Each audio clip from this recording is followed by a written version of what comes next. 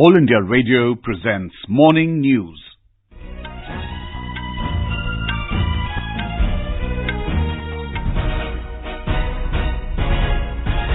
Good morning. I'm Sanjay Mattu. The headlines. Prime Minister Narendra Modi to co-chair 16th India-ASEAN Summit in Bangkok today. Says government working towards developing Northeast India as a gateway to Southeast Asia. Government to set up anti-human trafficking units in all districts of the country using Nirbhaya Fund. Maharashtra government approves 10,000 crore rupees for immediate assistance to farmers affected by unseasonal rains. 4-day-long Chhath Puja celebrations conclude with oblation to the rising sun. And in sports, Indian hockey men's and women's teams qualify for 2020 Tokyo Olympics. And in cricket, India to take on Bangladesh in the first T20 of 3-match series in New Delhi this evening.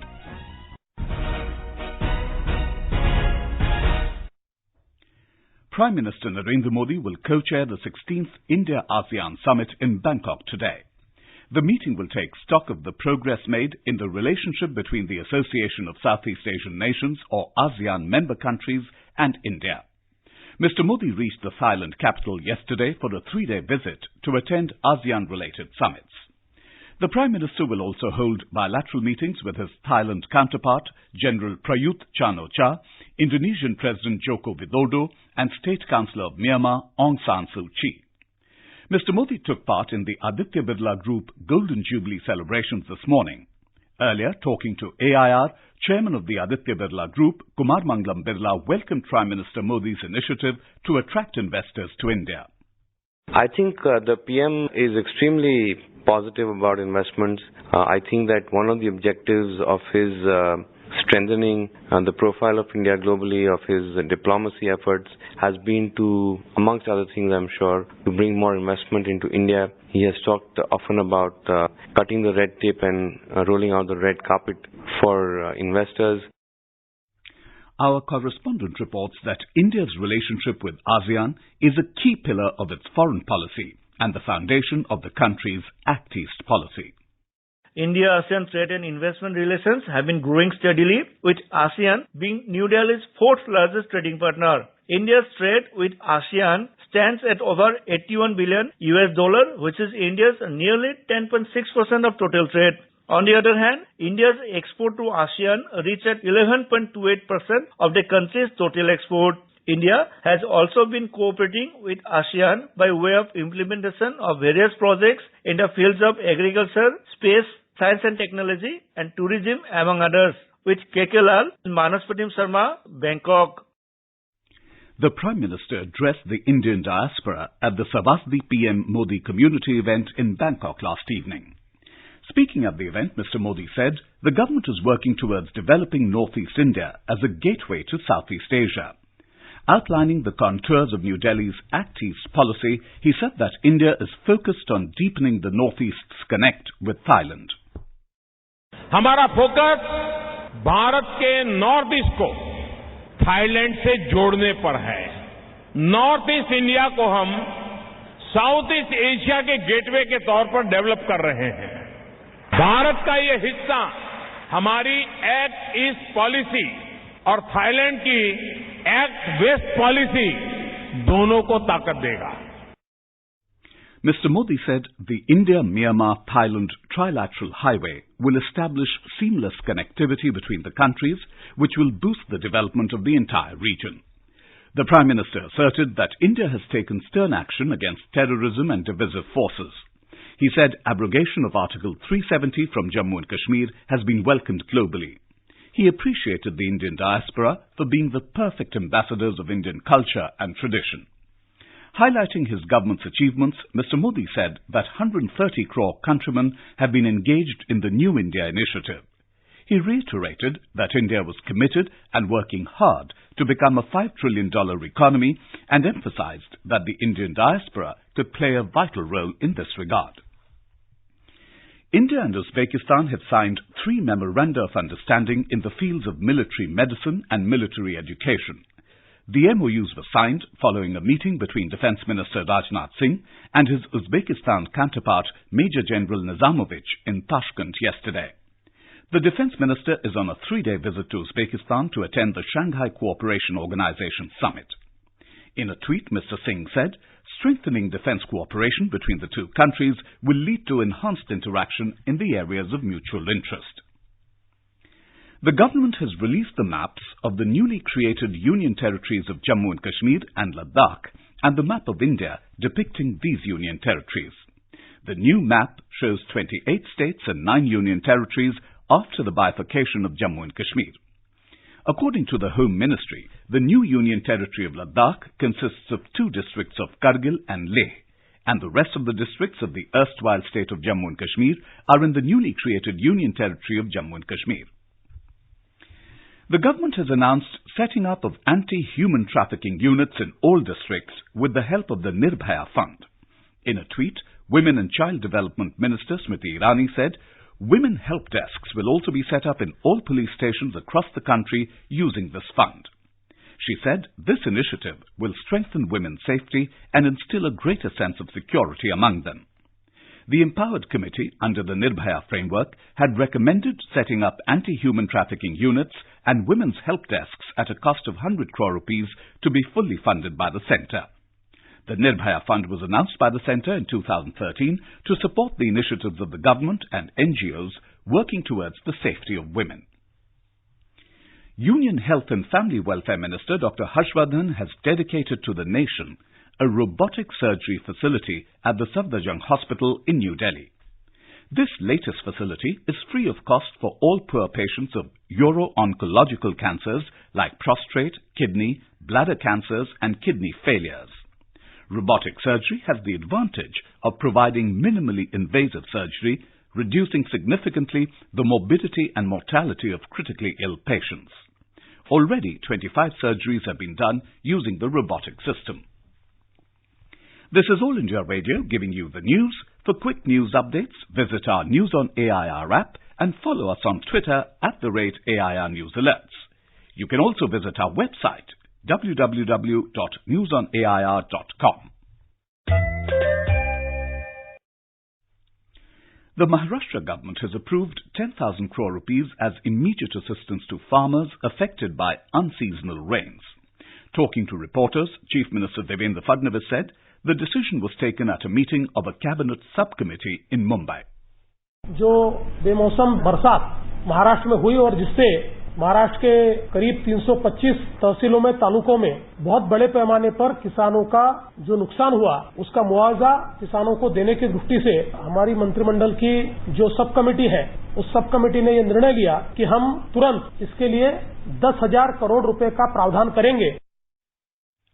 As per initial evaluations, crops on 54.22 lakh hectares spread across 325 talukas in at least half a dozen districts have been damaged. The Chief Minister directed the concerned officials to review the ground situation in their areas and finalize the details of the assistance to be provided. The process of conducting spot assessment of crops is being expedited and mobile photographs have been permitted. Mr. Fadnavis said he'll approach the centre for help. He said in the meantime, the state government will disburse funds from its treasury without waiting for central assistance. Meanwhile, the government resolution has also been amended and the word unseasonal rains has been incorporated along with heavy rains. The Uttar Pradesh government has decided to recommend a CBI probe into the investment of UP Power Corporation's Employees Provident Fund money in scam hit DHFL. 2 officers of the State Power Corporation were arrested yesterday evening in this connection. Our correspondent has the details.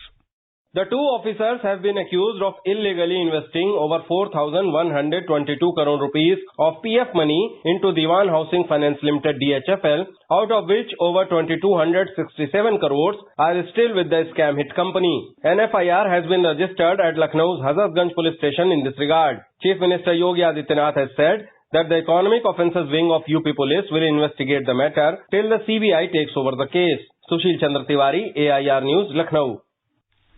President Ram Nath Kovind will attend the Sikkim University's 5th convocation at Manan Kendra in Gangtok today. The President will be accompanied by Sikkim Governor Ganga Prasad, who is also the Chief Rector of the university. State Chief Minister P.S. Tamang will be guest of honour at the ceremony. More from our correspondent. At the Sikkim University's 5th convocation at Bangkok today, President Ramnath Kovind would present gold medals to 11 students. A total of around 1,500 students who passed out in 2017, 2018 and 2019 will be awarded degrees. Over 200 students will be awarded gold and silver medals. Of the 122 gold medalists, 74 are girls. This is Mr. Kovind's first visit to the Himalayan state since taking charge of the President's office. Saikat Sarkar from Gangtok. The 4-day-long celebrations of Chhath Puja concluded this morning with devotees paying oblation to the rising sun in different parts of the country. After offering prayers to the sun god, devotees ended their 36-hour-long fast and prasad was distributed among the people. In Bihar, devotees started gathering on the ghats of various rivers, including Ganga, Kosi, Gandak and Son early in the morning. More from our correspondent.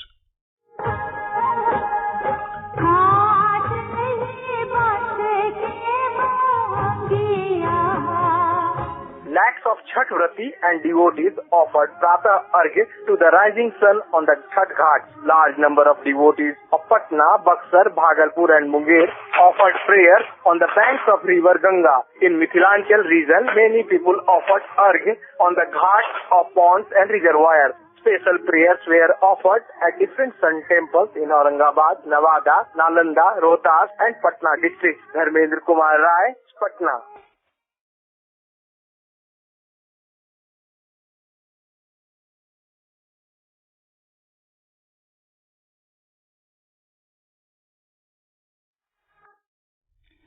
President Ramnath Kovind and Prime Minister Narendra Modi have greeted the people on the occasion.